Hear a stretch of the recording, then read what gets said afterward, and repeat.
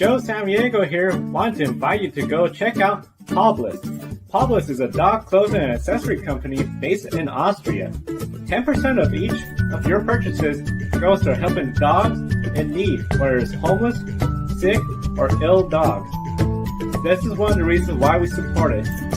Kiska here is a rescue dog from rural Alaska and our Grid office dog. We care about our furry buddies, and we know you do as well. Definitely check out poblis.com. There's a link on the video description, and by clicking on that link, you get a 10% discount on your purchase as well.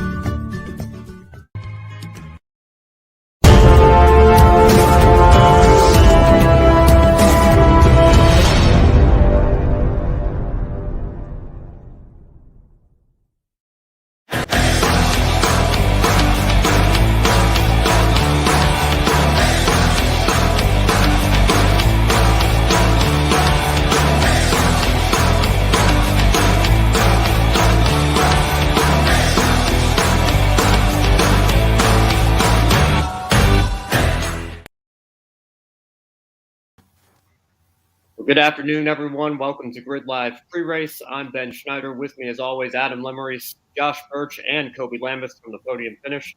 Be sure to comment and ask questions in the chat room. This weekend, MotoGP returns to the United States, World Rally Championship tackles Finland, and NASCAR heads to the ultimate wildcard playoff race. We'll start off with Kobe discussing a track that's big, bad, and fast.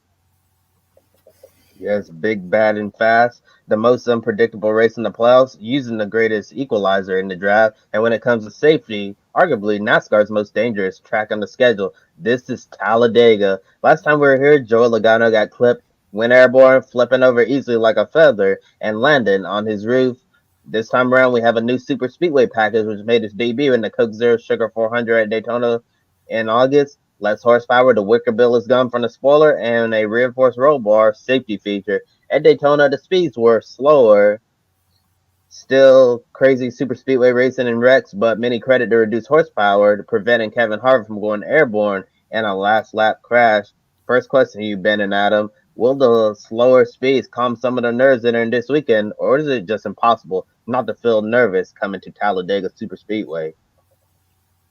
I've got mixed feelings on that one. I think, when you slow the speeds down by just a couple miles an hour, once you're already up to 180, 190, your first instinct is to think, it might not do that much. But I do think there was some truth to maybe the reduced horsepower, slower speeds or whatever, keeping Kevin Harvick on the ground when we were at Daytona just a few weeks ago.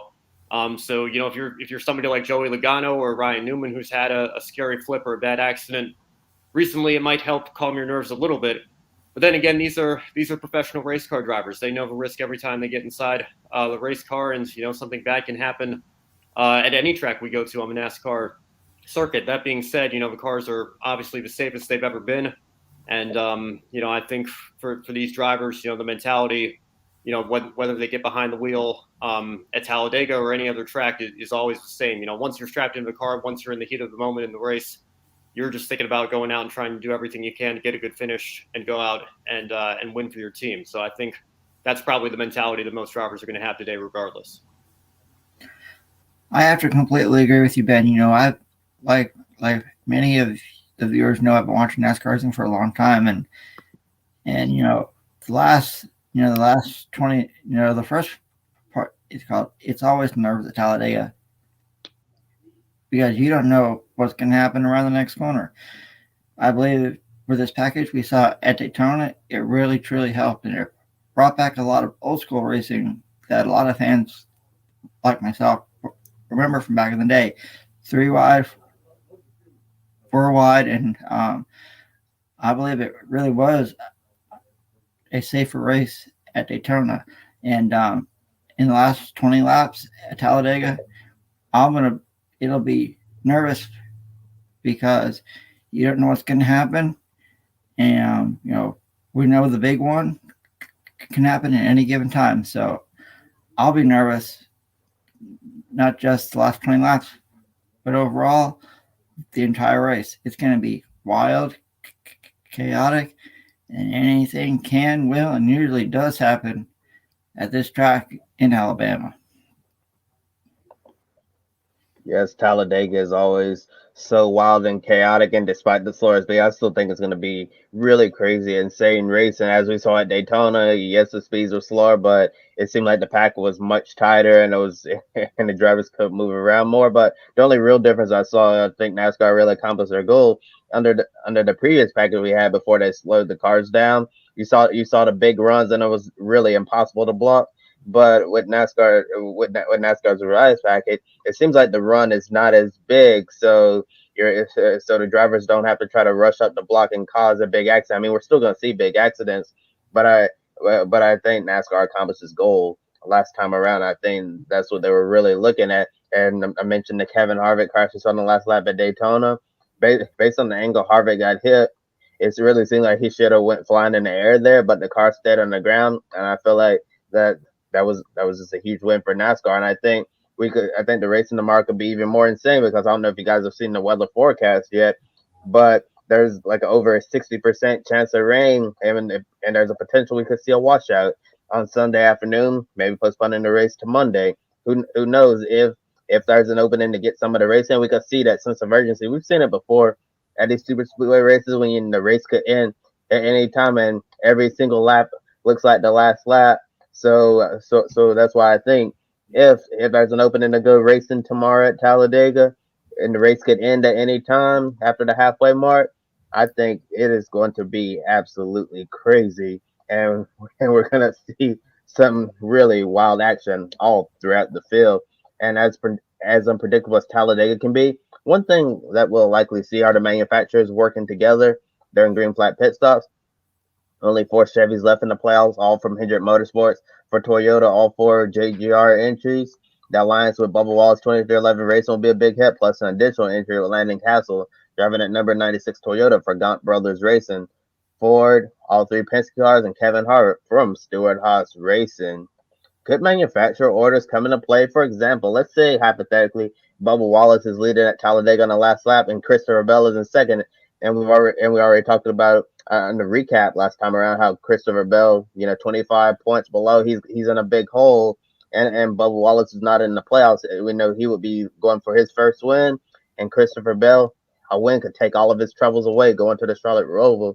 Do you think Toyota will want Bubba to go high or low and let Bell slide by to punch his ticket to the round of 8? I believe manufacturer orders will happen tomorrow. We saw it at Daytona. All the Chevy drivers will help all the Chevy drivers will help each other.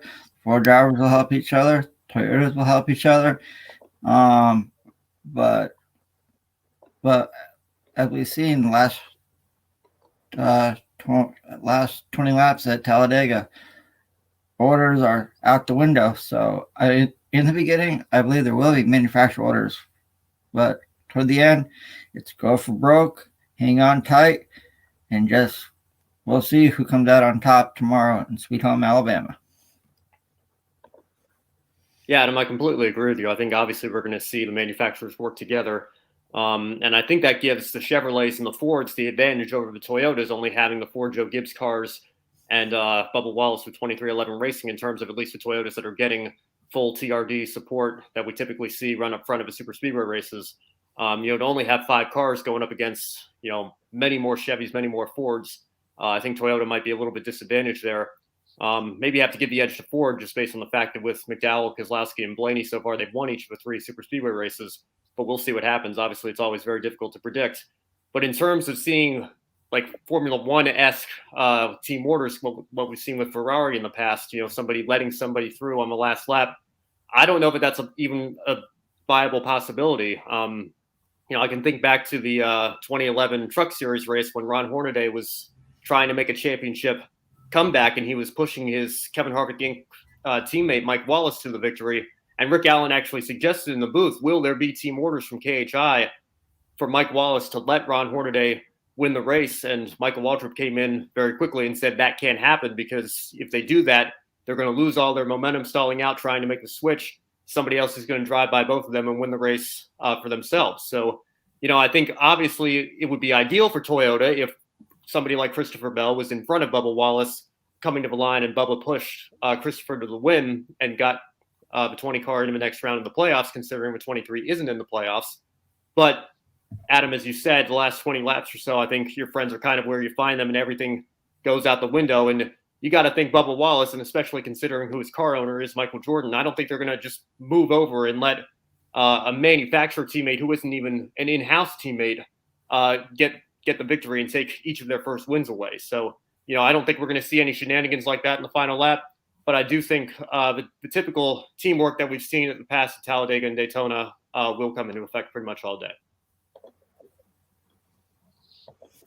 Yeah, yes, and given the nature of how the draft works, those Formula One style team orders you're talking about, Ben, I think it would be really hard to execute that game plan if it comes to that. But I don't think we'll see anything like Formula One style team orders. Maybe if Bell is up front and Wallace is behind, maybe he stays in line, maybe he doesn't. But hey, if you're Bubba Wallace, this is a great chance to get your first win. I understand every driver wants to go out there and win, and it's really hard to tell a driver we don't want you to go win this race. We need Christopher Bell to win this race, so he'll be locked into the next round. So I don't know how you can tell a driver that, but we've seen it time and time again in Formula One. But like you were saying, Ben, you have to in the last 20 laps find your friends where they are, and on the last lap you don't have any friends. Everybody's gonna be going for the win, and we're gonna see probably a lot of really crazy things tomorrow afternoon or Monday if weather postpones the race. And Talladega is such a wild race, as Larry Matt said. If your engine will crank, you have a shot at winning at Talladega. Drivers will have to reach up and pull them belts tight. We know the big one is always looming. It's a matter of surviving this place and getting to victory lane. Every now and then we'll see an underdog go to victory lane. Will it happen on Sunday? Please let us know down in the comments below. Today we have a Dega doubleheader, the Truck Series race coming up in less than an hour at 1 p.m. Eastern Time on FS1, and the Xfinity race at 4:30 p.m. Eastern Time on NBCSN. And you all know by now that GRIDnet, where it's based in Portland, Oregon. On Wednesday, Grid Tonight, we discussed the newest NASCAR Xfinity Series race at Portland International Raceway in 2022 on June 4th. In a Grid Network exclusive, Joe Samniego caught up with the raceway manager at PIR. Joe Samniego here from Portland International Raceway with Raceway Manager Ron Hughley. Ron, how are you doing today? Doing fantastic, Sam. Glad to have you here. So I know all the excitement. NASCAR was announced that you're coming here to Portland International Raceway for a 3-year deal, June 4th. Can you tell us how this deal all came about and how it came together? Well, the folks at Green Savary Promotions, who we work with on the IndyCar event, they were approached by the folks at NASCAR, and they worked diligently with NASCAR as myself working on the city side of things to make this exciting event happen. Now, a lot of folks were sharing the excitement. We even saw the mayor tweeting, "Welcome to NASCAR to Portland." One of the things that we know, Portland International Raceway is owned by the city, and there are some noise restrictions, very few events that could go over a noise limit. Was that any challenge getting NASCAR here? At the point, no. We've got 4 variance events that we have per year, and they will be getting one of those variances. We are working with the Noise Review Board to get that variance process done, and we are really, like I said, we're super excited this is happening. It's going to be a great thing for the city. Yes, we're a city-owned facility, but the region, we're going to see a huge economic impact to this whole region, and I think that's really what this is about. And then, of course, the impact for the racetrack. We know last year a lot of events were canceled due to the pandemic. This year, IndyCars, they came back. We know there's a bunch of events, including the Winter Lights. How has the racetrack recovered considering the pandemic? And even though it's owned by the city, there's no taxpayer money funding the racetrack. You're correct. We are an enterprise fund, which means that all of our budget is generated off of the revenues that we have from these events. The pandemic was a really... it was a hard blow for us at the track. We were able to sustain, I'm new. I just started in April, and we had some great people that really worked diligently last year to help the track through the pandemic. And we really thank all of the user groups from whether it's racers, motorsports racers, bicycle racers. We've had some runs. Everybody that's come out here and participated in this facility in the past has been really good and coming back and supporting it. We've had a tremendous year this year. We've had a lot of on-track activity. We're getting ready. We still have some events coming up from the juvenile diabetes walk that's going to happen here at the track to the Bubble Run Foam Glow event. We have a couple more car races that are going to happen with the 6-hour endurance race in the Cascades, and then the final one of the year being the Lucky Dog race on Halloween weekend.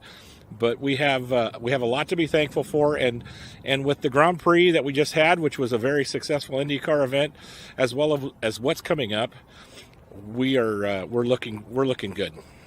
That's wonderful to hear. And I know a lot of fans have been talking about tracks like Mid-Ohio, Montreal. They've hosted the Xfinity Series race, but not the Cup Series. A lot of people are wondering, can Portland International Raceway someday host the NASCAR Cup Series? Well, that is the great question, and I would sure love to see that happen here. I think that would be an even stronger boost for our economy and what could happen within the region. Ultimately, that's up to NASCAR, and where NASCAR chooses to go with these events, we defer back to them. They are the ones that work the schedule and decide where they would like to go. We just have to provide them a good facility with which that could happen at. Ron, thank you so much for your time. We super appreciate it. We encourage everyone in the comment, should NASCAR be at Portland International Raceway? Thank you so much for your time. Sam, thank you, and thank you to everybody for watching. And World Rally Championship returns with 3 races remain on the 2021 schedule. Sebastian Ogier looking to wrap up the championship at Rally Finland. Yesterday, he ended stage 1 in 6th place, but was 7th. For the rest of the day, Craig Breen ended Friday with the lead, but Ottonic led 4 out of 6 stages. Today is the longest day of racing, 9 stages, and it started under the night skies. And remember, when they're racing the dark, only the headlights illuminate what's ahead, no track lights. As of now, Elfyn Evans is leading. Craig Breen and Ottonic round out the top 3. Ogier is in 6th position. Elfyn Evans, as of now, has shown 27 points behind Ogier.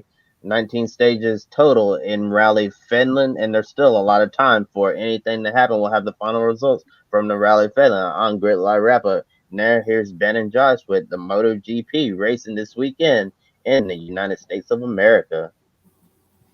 Thank you, Kobe. This week, MotoGP is at Circuit of the Americas in Austin, Texas for the Grand Prix of the Americas. MotoGP qualifying is at noon Eastern, so there's no starting lineup to display today. However, Josh, you've been following the action there and all season long. I want to ask you, has any rider stood out to you so far in Austin, Texas? It's been a tricky one so far this weekend, Ben, because we've had a wet free practice 1, a dry free practice 2, and a sort of half foggy but dry free practice 3 session as well. It really has shaken up the order going into qualifying. Johan Mir, the champion from last year, he stood out for me here, but not for a good reason, for a bad reason. He has to go through qualifying 1. He failed to make a time quick enough for the top 12 cutoff, so he's going to have to go through Q1 as well. That's a blow for him in the championship battle, not with Quartararo, but with Bagnaia, who's in 2nd, because right now it's just 19 points between them. Bagnaia on 186, Mir 167. That's 19 between them.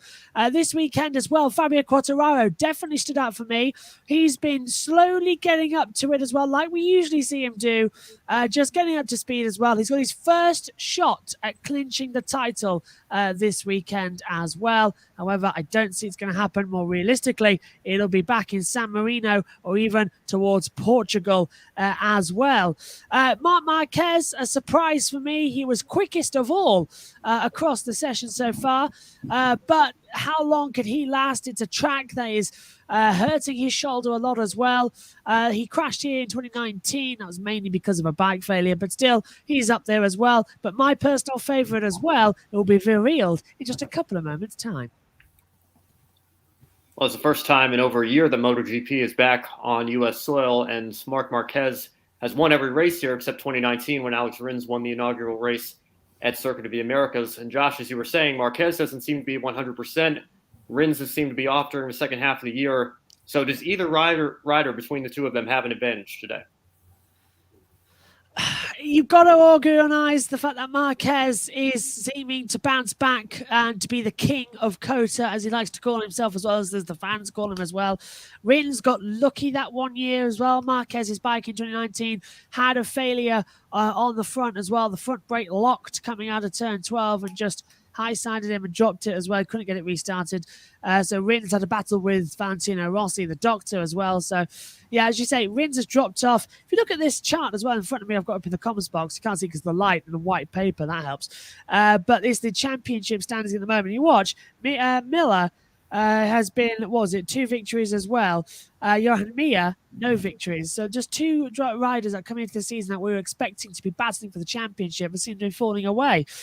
Miller down in 5th place. Johan Mir up in 3rd place as well. No victories at all for last year's world champion. He's still on only 1 win, of course.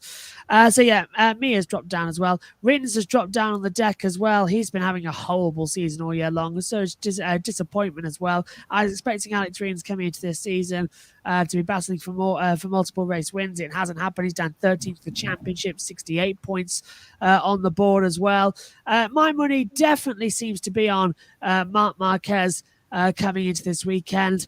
But as I said earlier, he's not my tip for the win. That'll come up in a second. Over to you. Well, Ducati has the straight line speed, and the longest straightaway all season for MotoGP is at this track. However, COTA has some slower corners and technical corners, which would advantage Yamaha, and it's one of the bumpiest circuits MotoGP will run on all year, and then you throw in the potential for rain on Sunday. So, Josh, what type of race do you anticipate, and is qualifying even more important, or is it less important considering how tricky this track is? I'd say qualifying is probably one of the most important sessions of the year as well because of how tricky the track is as well. And I'm so glad you mentioned the Ducati straight line speed because it is Ducati who have got it in the bag. Jack Miller topped the single session of FP3 because, of course, if you're new here, MotoGP use combined times across 3 practice sessions to determine the running order for qualifyings 1 and 2, but they still have single sessions. So as Marquez topped the combined times, Jack Miller topped the single session of FP3 this morning as well on that Ducati with a very quick time. So watch out. My pick for the winner and for pole position definitely goes to Jack Miller because he's just got a little something on the track here this weekend, a little extra sniff of what it takes. He's really stepped up here this morning for Saturday. Can he get pole position? Well, I'm hoping so, but Marc Marquez might be on for that one. Going as well into the COTA bumps as well, as you say, it's been another error on the track's part. Now, in 2019, the last time he raced here, the track surface was just as bad. The teams and riders held a protest meeting. COTA promised the track would be resurfaced as well. It hasn't happened due to COVID as well. What they did was they skimmed the top layer of the tarmac off to try and ease the bumps. However, the circuit of the Americas is built on uneven ground. It's sort of like a wasteland as well because when it rains here in Texas, is when it does rain, it rains in massive amounts as well, as you've probably seen over the course of the year with Texas flooding, even having massive snowstorms earlier on in the year. What happens is all that water seeps through the asphalt, through the bitumen, which is the glue underneath the surface that's usually like a sheen, goes through that and it goes into the soil as well, and it just creates massive water pockets that when the water evaporates, the pockets remain into air pockets.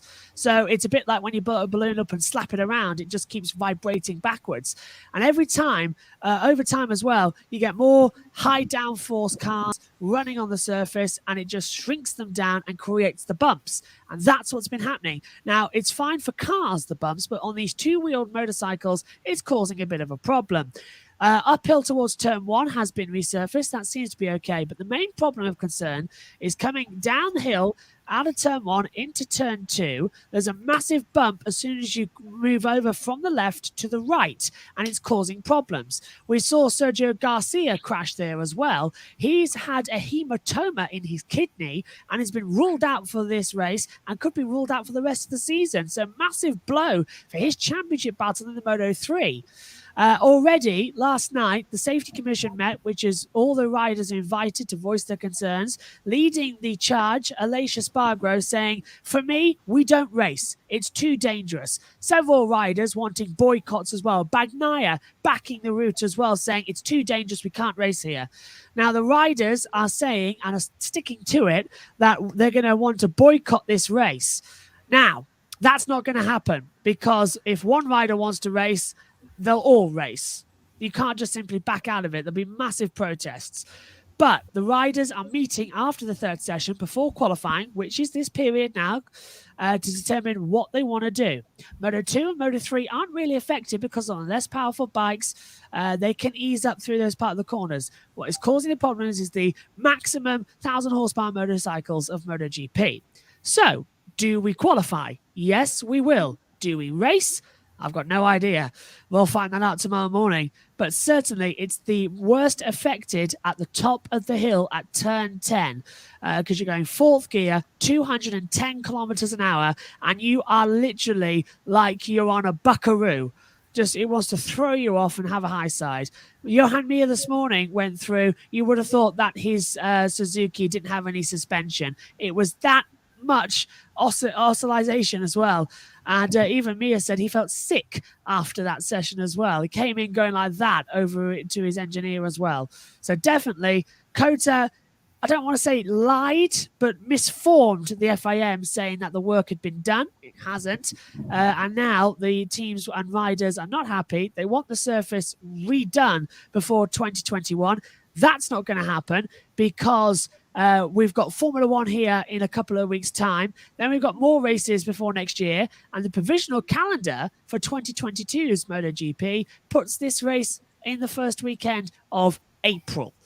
How's that going to work? It's unbelievable. So basically, with that track surface, it's been a massive story this weekend. It's unsafe to ride on.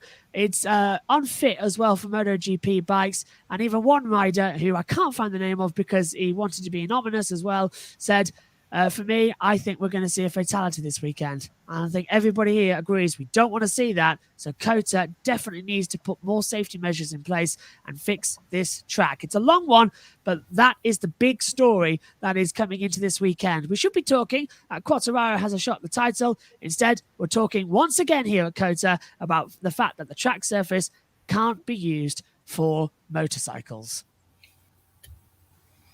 Well, certainly a lot going on there, Josh. Thank you for that. Be sure to catch Josh's watch along Sunday and subscribe to his YouTube channel. Subscribe to my channel as well. We're kind of stuck in the range between 900 and 1,000 right now, slowly getting there. So be sure to support my channel and also obviously right here at Grid Network. Links to all three channels are in the video description. And now it's time for Pick a Winner. That's right, Ben. And here in October, if you get your first pick right, it's triple points. When we take a look at the updated leaderboard to the left-hand side of me. So it's time to make our picks. First up, we head to Sweet Home, Alabama for the NASCAR Cup Series YellaWood 500 at a track known as, but by one word, Talladega. Josh, I'll start with you. At the end of all the craziness on Sunday, who finds a way to take the checkered flag? Ricky Bobby. I'm only joking. I couldn't resist it. As soon as you said we were at Talladega, I couldn't resist it. No, I think we could be seeing one of the Busch brothers having a bit of a run here, and I'm going to go with Kyle Busch could win on Sunday. Don't know why, just got a good feeling. Yeah, I'm tempted to go with somebody like Matt DiBenedetto. I think that would be a feel-good story for him and the Wood brothers. But my pick's going to be Ryan Blaney. You know, like I said earlier in the show, the Fords seem to have been the strongest on the super speedways this year. And Blaney's coming off his win at Daytona, and he's also won at Talladega before. So I think he's a good pick for this weekend. And I'm gonna be going with another Team Penske driver for some reason. I don't know what's with Brad Keselowski and this fall race at Talladega, but I think he's gonna get the job done and punch his ticket to the round 8. And we saw Brad Keselowski win a chaotic Talladega race earlier in the spring, and I think he's gonna get another one and sweep Dega in 2021. All good picks, boys. But for me, I'm still shocked that Joe didn't pick Kyle Larson. But anyway, I'm gonna go with a driver that has a lot of momentum because his Major League Baseball team won their fourth consecutive National League East Division title on Thursday night, and he is a really huge Atlanta Braves fan. So I'm riding with Joe on this one. I'm going Chase Elliott in the number 9 Napa Chevrolet to win at Sweet Home, Talladega, Alabama, tomorrow afternoon. And now we'll head a little bit west to the Circuit of the Americas in Austin, Texas, for the MotoGP Grand Prix of the Americas. Josh, I'll start with you. Who wins it? Who wins in the Lone Star State tomorrow afternoon? The record book might show it as a Marc Marquez domination track, but I don't think he's 100% just yet. Jack Miller surprised me a lot this morning, and going into qualifying, he's my top tip for pole, and I think he can convert that to a 3rd win this season. So Jack Miller on the Ducati to get their first win at this track. Well, thank you, Adam, for reminding me that my Phillies haven't made the playoffs in a full decade now, and the right. NL East again. I really appreciate that. But if we talk about the MotoGP race this weekend, I think I'm with you, Josh. I want to pick Marc Marquez. I know he even got a win this year, but I still don't think he's quite back to 100%. So ultimately, I think I'm going to have to go with Jack Miller. And just a side note as well, I want to say this for the Truck Series race. I don't know how she's going to do it, but I really want to find a way for Jennifer Jo Cobb. I hope she sticks it to NASCAR for not letting her make her Cup debut in the spring race at Talladega this year. I don't know how she's going to do it, but I want to see her find a way to pull into victory lane today at Talladega. I know it's probably not going to happen, but hey, she led 16 laps here last fall, and she has a top 10 at Daytona earlier in her career. So anything can happen at this place. We'll see what happens today. Hear, hear. Yes, anything can happen at Talladega. Fans would go crazy today if Jennifer Jo Cobb parks in the victory lane. But if we did pick the winner for the truck race, I think driving at number 75, Parker Kligerman's going to get it done today. And the Xfinity race, I think it's going to be another super speedway victory for Justin Haley and college racing. But MotoGP, we'll see if Adam's going to make it unanimous. I also think Jack Miller's going to get it done in the Lone Star State. Yeah, it's unanimous. Yes. Yeah, it's unanimous. I'm gonna have to go with Jack Miller to the MotoGP race tomorrow at Coda. And I'll just say for my truck pick, I'll go Parker Kligerman, and in the Xfinity series, AJ Allmendinger. I'll go with Justin Haley's teammate. So there. Over to you, Kobe, to wrap it up.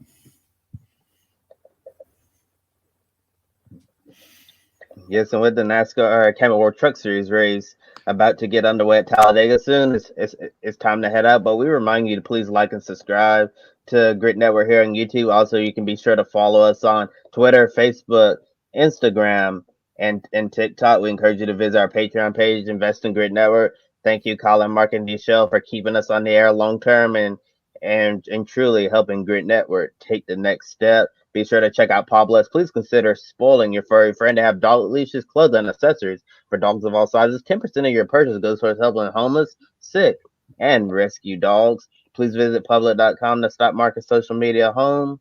The link below and referral code will give you $5 to invest immediately. Public.com allows you to connect with your friends. You can make new friends and use tools to learn how to properly invest in the stock market. Tomorrow, weather dependent, will be on the air for a Grid Live wrap up 90 minutes after the NASCAR Cup Series race, the YellaWood 500 at Talladega Superspeedway in Indy event that we do have weather tomorrow at Talladega. Don't get to race or complete it to at least get to halfway. Won't have Grid Live wrap up on Sunday 90 minutes after the race, so stay tuned for scheduling updates. And with that said, for Ben Snyder, Josh Burks, and Adam Limerick, I'm Kobe Lambert from the Podium Finish. Thank you for watching and enjoy the races. Don't be an anonymous investor. Join the stock market social media platform, public.com. Invest any amount of money and share with friends and new friends. Discover new opportunities, such as new companies and potential business partners, and useful tools for beginners, and share your experience with friends. on public.com.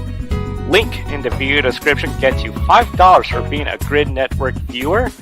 Use the referral code GRIDnet for your free $5 to invest and start investing and networking on public.com.